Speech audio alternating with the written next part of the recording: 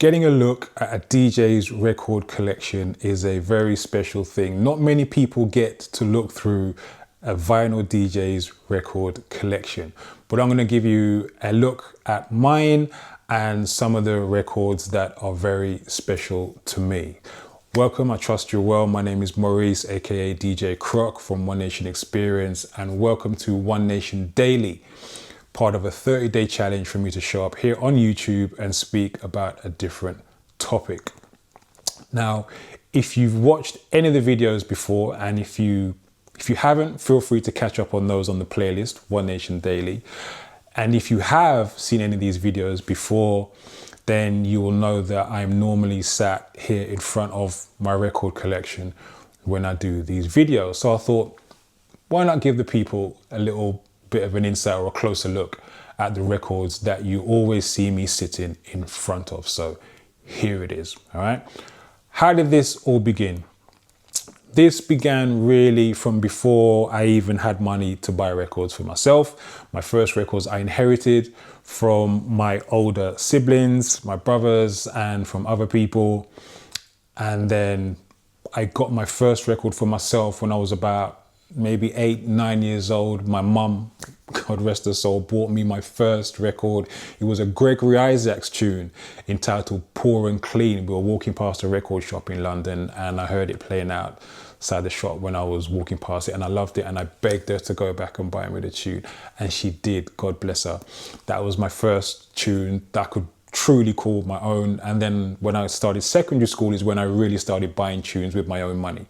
My first tune I ever bought with my own money was Whitney Houston. I'm not going to tell you which one. You can guess in the comment section, because I ain't telling you. So you can guess. We'll see if you can guess and figure it out. It was a Whitney Houston tune, and I bought it in about 1985, 86, 85, 86, something like that. That was the first tune I ever bought with my own money. And the next tune, the second tune I ever bought, which was my first hip hop record that I ever bought, was Jazzy Jeff and the Fresh Prince, Girls Ain't Nothing But Trouble. And it had Sweet Tea. On the flip side, it had Sweet Tea, Guys Ain't Nothing But Trouble. That was the first hip hop record I ever bought. It was my second record overall that I ever bought. And then I bought Run DMC's Raising Hell album, which I think is right there alongside an electro album. That was my first album I ever bought, and then it just kind of continued to grow into what you see behind me now. I did do the little scam that some of us did as youths who bought music, who bought record. I used to scam my parents to get money to buy records, and what I did was they would give me lunch money for school, and when they went to work in the morning, I would go down into the kitchen and make myself sandwiches and take to school. Then I'd pocket the lunch money and I would take that to buy records. So enough of the records you see on these shelves behind me, lunch money bought them. Yeah, lunch money. So what are some of my favorite records? And I will say as well, it was expensive. Before I start showing you some of my favorites or pulling out some of the ones that are special to me, it wasn't easy to stay on top of my collection because I've always been a DJ that plays a multiple of genres. All right, so I had to stay on top of all of my lanes.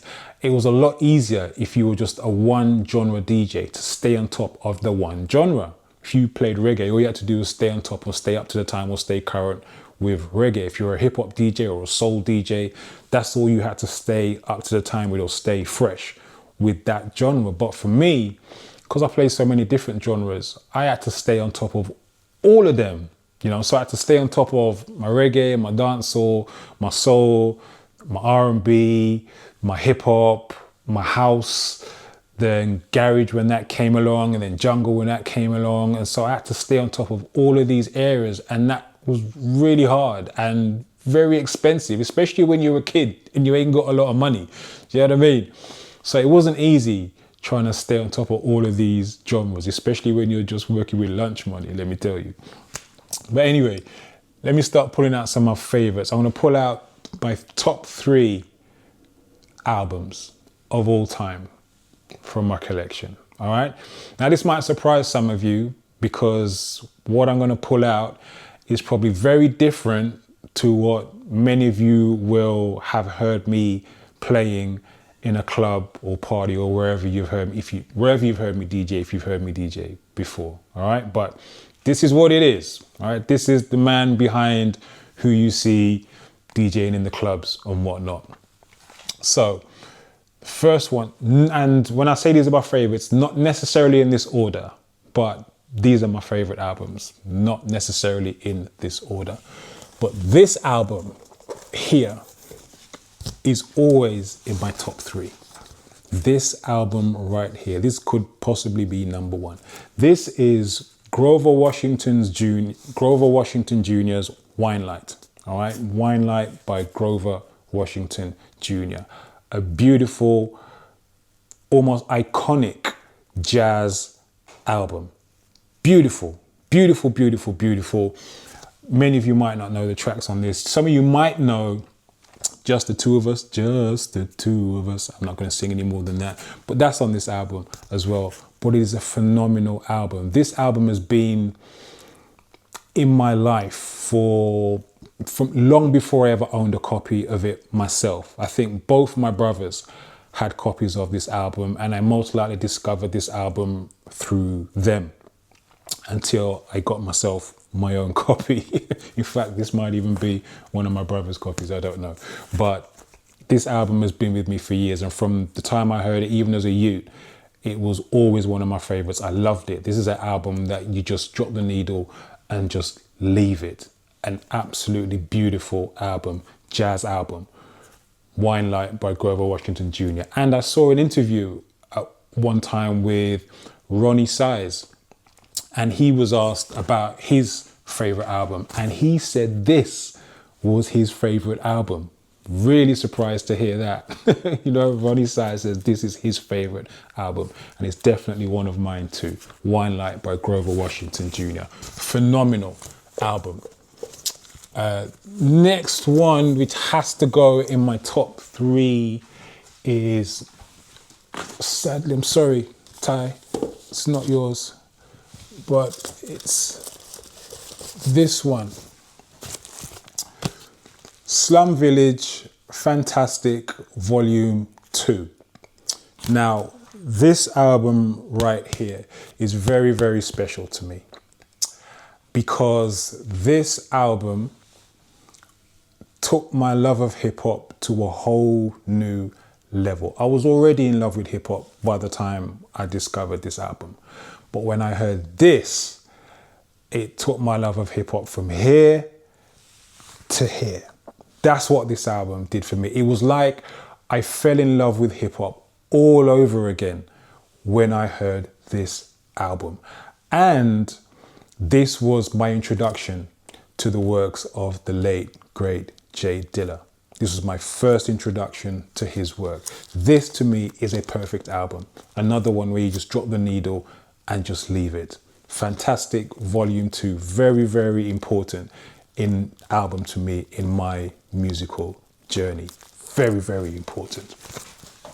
Has to be there in my top 3. And then the third spot, it's kind of a cheat because I've got 2 here and I can't separate them. All right, so I've got 2 Burning Spear albums here, Man in the Hills and Marcus Garvey. And I can't decide which one of these albums should get the next spot, so I'm going to put them in together. All right, these are 2 of my favorite albums of all time. They're very different, as all Burning Spear albums are. The production is very different. You can hear the production is very different and much older on the Marcus Garvey album than it is on the Man in the Hills album. But that's the same with all Burning Spear albums. The Hail Him album has different production, has a different sound, and it so does the Dry and Heavy album.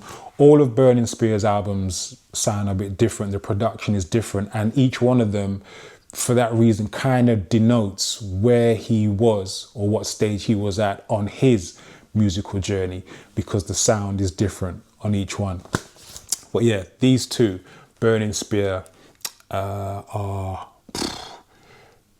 definite favorites of mine. This one has classics like Old Marcus Garvey, no one remember Old Marcus Garvey.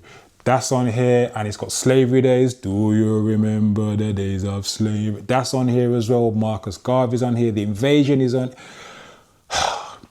Some real big tunes on this album.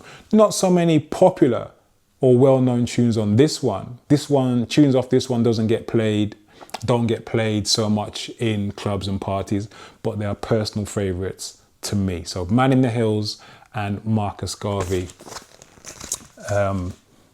they're either joint third spot or they are third and fourth.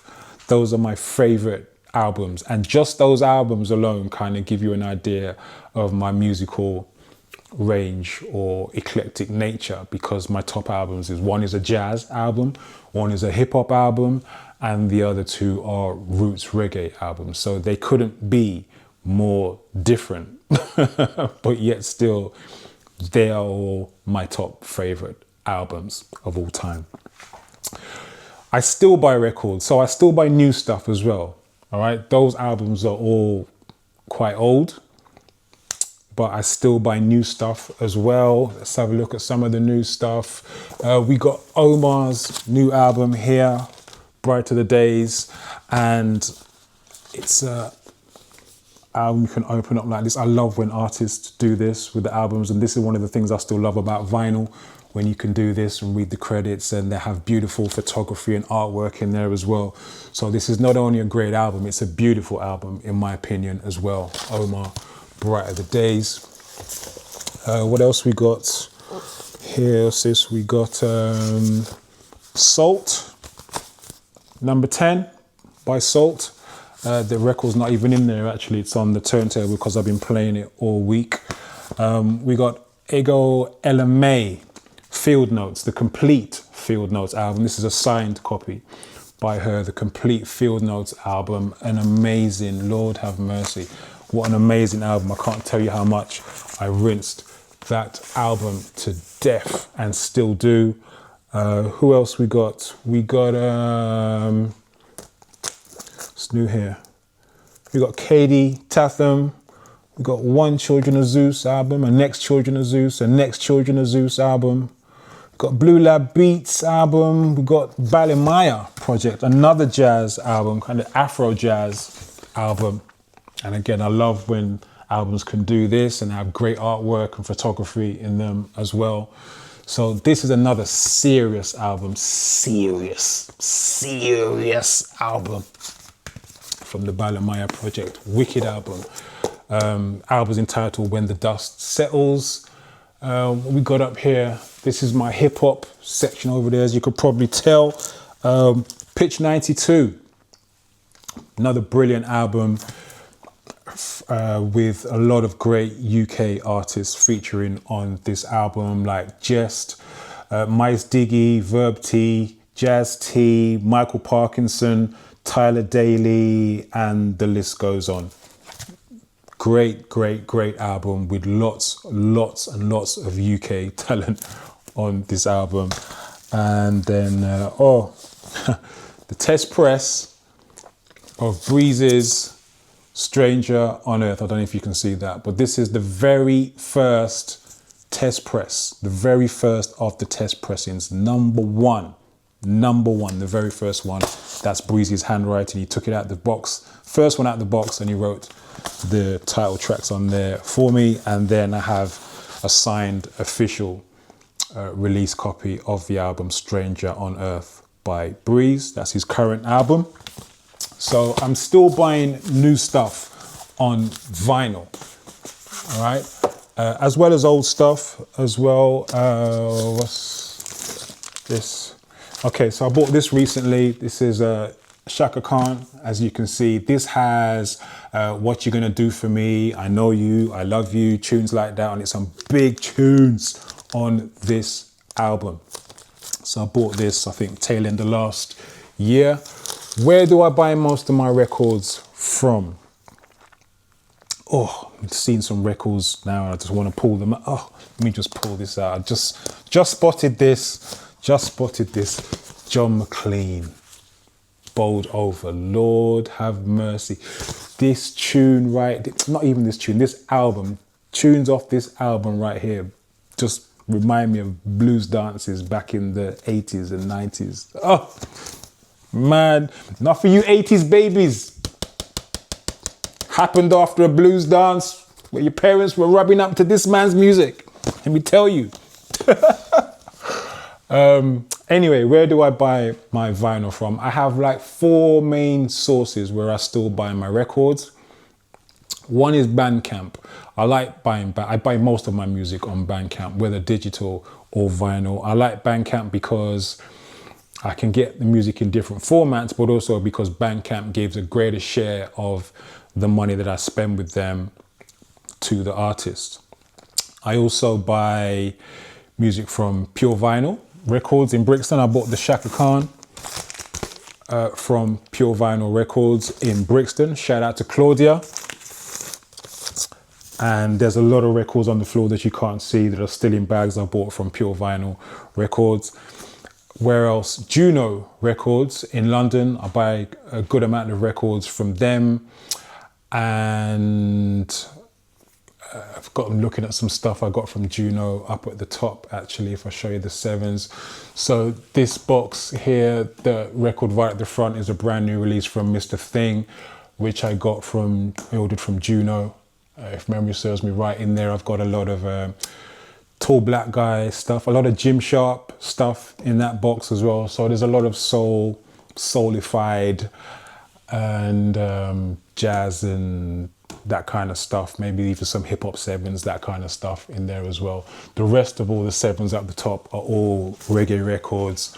This is dancehall, that's rubber dub, dancehall, revival / roots reggae, more dancehall, and there's more 7s on the floor and more 7s under my bed and whatnot. But Juno is another one that I buy music from, and Discogs as well online. So they're the 4 main sources where I buy my records from. So if you're looking to buy records, check them out. All right. I know quite a few people are asking me, you still buy records? Where'd you get them from? Those are the places where I buy my records from, and they all have great selections. All right. Especially for secondhand records, Pure Vinyl is great in Brixton because they have a very eclectic range of music. You know, there are other record shops like Lion Vibes, they just sell reggae. They literally just sell reggae music, nothing else. Pure Vinyl sells everything. You can go in there and go find hip hop, soul, jazz, funk, house, everything you can think of in there on 7 inches and the 12 inches and the albums as well. So yeah, Pure Vinyl is a good one in Brixton to get music from. That's really it in terms of the insight into my music. How do I organize my records? That's another question people like to ask. How do you organize your records? They're not organized alphabetically. They're organized mainly in terms of genre. So I showed you how the 7-inch records at the top are pretty much organized. That's more soul stuff. The rest, all reggae or variations of reggae music. All down this side, in fact, all down this side is reggae. Here is all soul, pretty much old school soul. Down the bottom, there's some old school house, garage, and some jungle. Down here is mainly R&B, neo soul. This is all hip hop, and then there's a mixture of stuff on the floor that you can't see, but that's generally how it's organized. The top 2 shelves are albums, and the rest below are 12s. Oh, I'm seeing, that's it. I like this as well. It's a Motown box set. Motown box set. Some tunes in there. I got a loose ends section here, different loose ends albums. I got a Luther section. I can see an Al Jarreau section. I got a George Benson section. I've got a Alexander O'Neill section. So yeah, over here, just a mixture of stuff. This is Lovers Rock. Oh mate. Yeah, I think I pulled that one out already, John McLean. So yeah, that's the Lovers Rock section where John McLean was. So that's kind of how the records are organized. I don't do alphabetically or anything like that, but I kind of loosely try to organize them in terms of genre, and then I can roughly find what I'm looking for within kind of a reasonable amount of time. Anyway, that's a little look at the records that you always see me sitting in front of when I do these videos. I hope you find it interesting. I'm going to find it interesting seeing if people guess right, or seeing what people's guesses are as to what that Whitney Houston tune was that I bought, which was my very first tune that I bought with my own money. If you haven't subscribed to the channel already, please do so. It don't cost nothing, but it does help us here at the channel a lot. Please like and share if you enjoyed the video, and I will be back tomorrow with another one. Until then, stay blessed. Peace.